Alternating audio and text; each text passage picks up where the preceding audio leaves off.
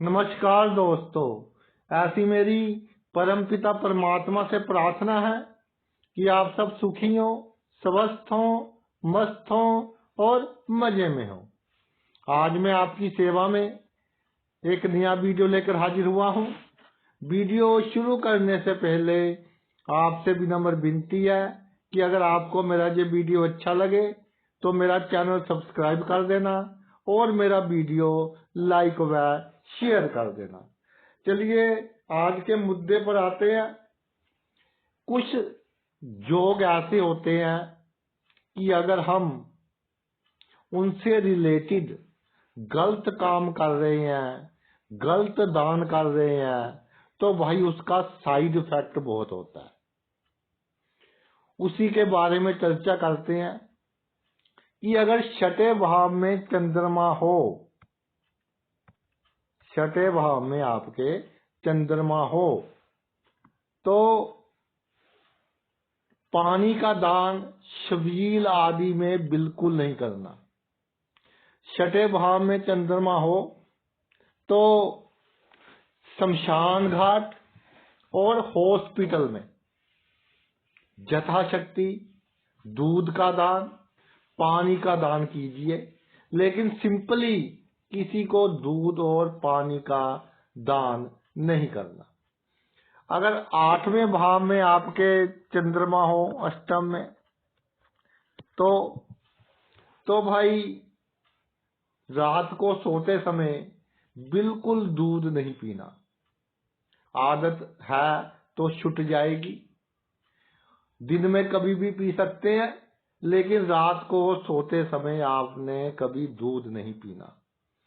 तीन भाव हैं जो विपरीत राजयोग बनाते हैं, तो वो है छठा, आठवां और 12वां। 6, 8 और 12 ये जो भाव हैं ये विपरीत राजयोग का निर्माण करते हैं। अगर इन भावों में शत्रु राशि में कोई ग्रह हो तो सबसे पहले कोई भी धार्मिक संस्था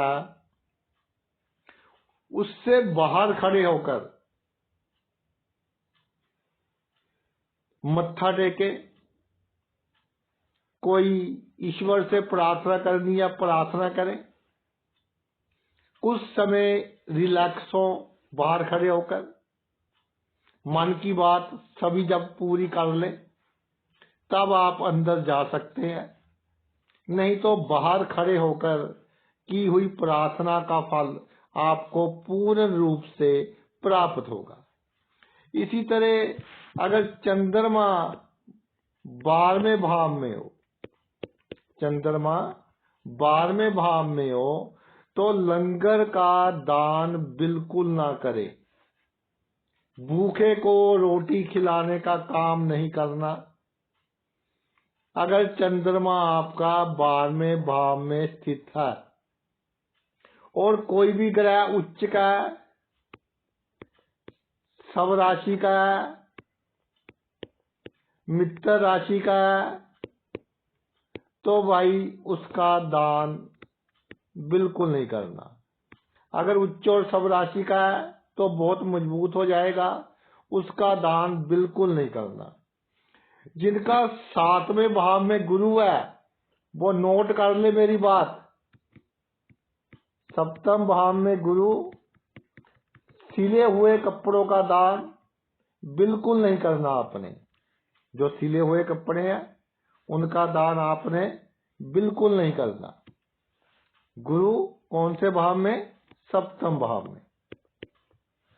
और अगर 7, 8, 9 इन भावों में सूर्य है, 7वें में, 8वें में या 9वें में, इन भावों में सूर्य है तो भाई सूर्य उदय के समय, यानी मान लीजिए 5:30 बजे सूर्य उदय हुआ है तो 6 बजे तक दान ना करें।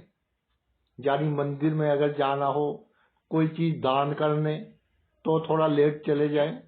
मत्था टेकना है तो कोई प्रॉब्लम नहीं। अगर गुरु मजबूत हो, क्या हो? गुरु स्ट्रोंग हो, तो भाई किसी के रहने का प्रबंध नहीं करना। जैसे कोई धर्मशाला बनवा दी, कोई कमरा बनवा दिया, नहीं तो गुरु का ऐसा इफेक्ट होता है कि आप खुद बेघर हो सकते हैं।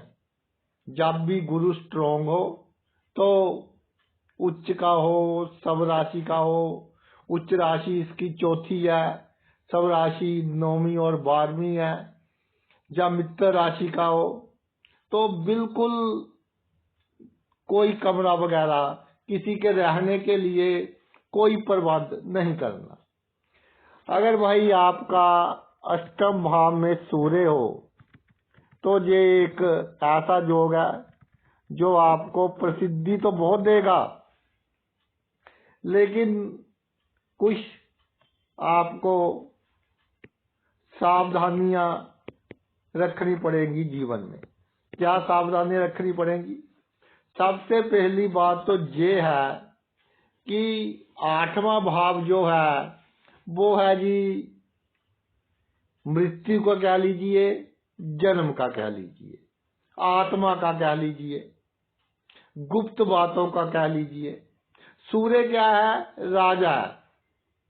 और जो गुप्त काम होते हैं सूर्य उदय के पहले पहले लोग कर देते हैं। तो सूर्य उदय के समय जब पंछी बोल रहे हो तो बिल्कुल किसी वस्तु का दान ना करें, तो आपके लिए बहुत अच्छा होगा। शनि अशुभ है, तो शनिवार के दिन सरसों का तेल अपने घर में लेकर आए। ये शनि का रामबाण उपाय है।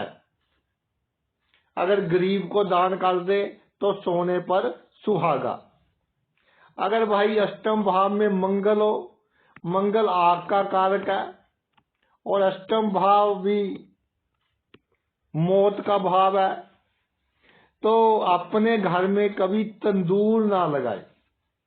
अगर कोई शादी वगैरह है तो घर से दूर या साथ में किसी पड़ोसी के घर में लगा दें तो अच्छा है।